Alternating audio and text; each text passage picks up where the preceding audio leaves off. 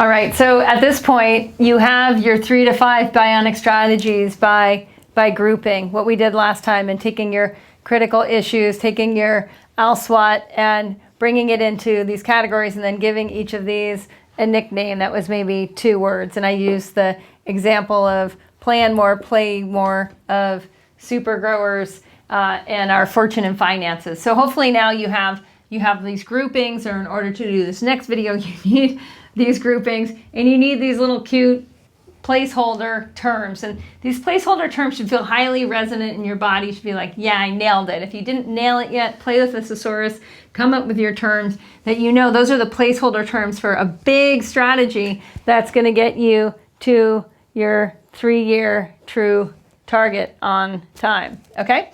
So at this point, what we want to do is we want to take these within here, all these little bubbles, all these little lessons learned, accomplishments, strengths, assets, resources, opportunities, threats. We want to start to marry them together into something that they can alchemize. I call it your dynamic duo. And this is where you might take something like a strength and you might pair it with a weakness. For instance, I have a strength and then I have this tribe and I have a weakness in my sales and marketing process. And I could marry those 2 things together to come up with a really good key strategy. So the way we want to come up with at this point is we want to take our bigger strategy and we want these key words, and we want to write basically a power statement in terms of what we're trying to do, and then we can give it a few bullets. And our few bullets are going to be the specific strategies that we need to do over 3 years, right? These are 3-year strategies. We'll be able to refine it next year, see if we're still on target or not, see if that's still the target or not. These things can change. But what it's doing is it's helping align our actions right now to something bigger, to the next phase of our life. Often when we don't do this, when we don't have a long enough horizon, we don't know exactly how to align our day-to-day actions in terms of what we really want. I know, for instance, for me, when I look back at my career, it was maybe around 2000, and it was pretty early on. It was like 2009, 2010. I realized that I wanted to be able to be location independent. I didn't want to always have to live in my community year-round in order to have the kind of income I wanted to have. And so at that point, I set a 2-year target.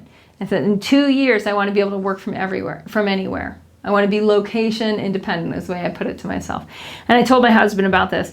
And what that did is, for instance, if we look at this as a bionic strategy, this would have just been location independent. Or I could have come up with a cuter phrase, but that's more or less what that was. And then the strategies of how am I actually going to get location independent in a set period of time. In this case, it was 24 months. For most of us, we're aiming for something within 3 years. Again, I would then look at, hey, what are some of my strengths? What are some opportunities? So one of my strengths was really engaging the way I was talking about Ayurveda. People loved hearing and learning about Ayurveda from me. They could hear it in a way that it would land, and they fell in love with Ayurveda through me. I'd hear this all over the place. So that was a strength. An opportunity was what was happening in web development and online learning platforms. By marrying those 2 things together, that becomes a strategy. So again, what I could do there is say these words. So the vital verbs, I'm going to just read out some of the vital verbs. This is all in your worksheets. Vital verbs: engage, leverage, focus on, put to use, employ, amplify, magnify, maximize.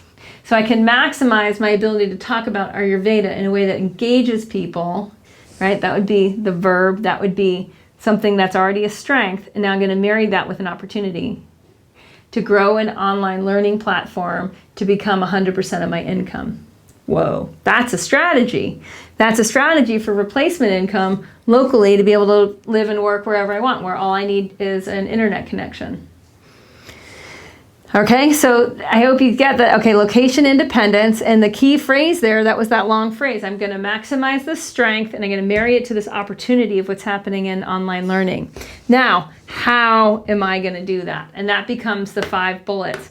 Often these 5 bullets are already swimming around in these critical issues, or these lessons learned, or these strengths, or these weaknesses or these potential assets that we have to lever. One of the assets that I had to leverage is I had a client at the time who I do private retreats with. I'd fly to her place and I do a private retreat with her.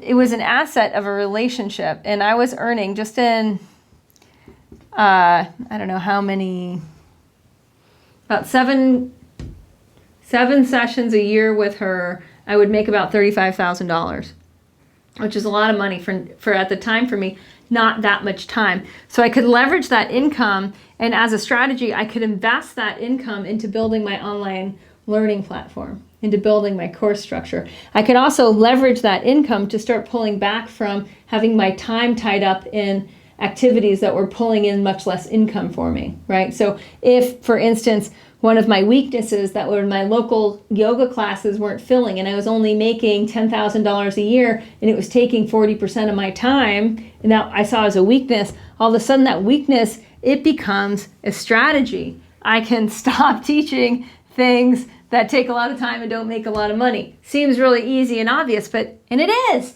At this point, because you've done all of this work, these actual individual strategies are just marrying, threats with strengths, or weaknesses with opportunities, or assets with resources.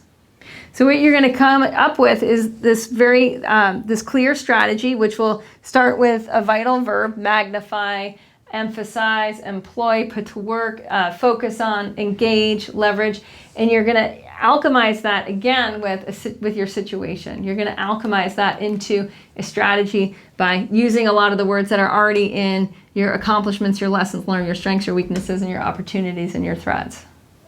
This takes some time. This takes some mental muscle, where you're going to have to think hard. I loved how certain teachers in the past have talked, like, if you feel like there's smoke coming out of your ears, like, that's how you know you're developing a good enough strategy with these things, where you're marrying some of your strengths, your weaknesses, your assets, your resources. So some questions to ask once you have a good list here, once you have a really good statement here of exactly what is your bionic strategy encapsulated in these words, that starts with a vital verb and marries some of these bigger concepts, and then outline some of these exactly how you're going to get there, what you'll actually need to do to get there, so then you're just going to run it through this list of questions. These list of questions: number one, does your strategy, does it feature a strength or a resource, an asset or a competency? So for instance, I was featuring an asset and a resource and a competency with how I was earning this $35K, right? The one where I was able to release some of the amount of time spending and stop doing some things that were not really working. In a way, it was leveraging a competency of being able to even evaluate what was bringing in money and what wasn't. The next question: does it have a vital verb? Like, does it have one of these verbs? Does it start with a verb like leverage, maximize, amplify, employ? If it doesn't, you need to rewrite it that way, because it'll help you really determine exactly what is the energy that's pushing that strategy into action. The next thing: does it propel a key component of your true target? Can you directly link this statement to this target?